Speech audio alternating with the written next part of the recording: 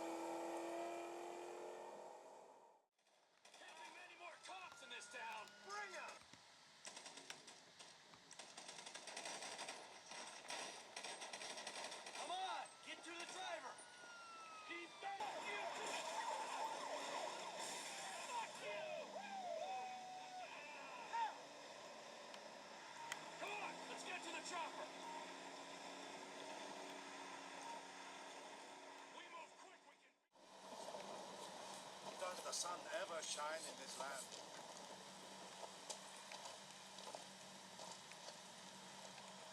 Drop your sword and shut up. That's right.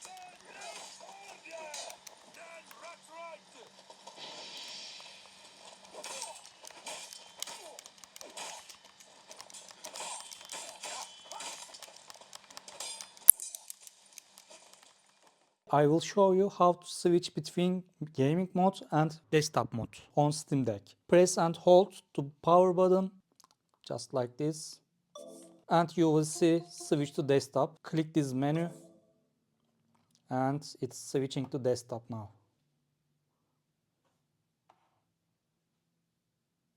This is the desktop screen. And if you want to go back to gaming mode, as you can see, there is a button here.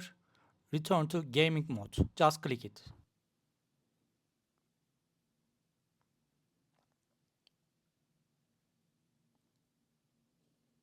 The gaming mode is being opened now.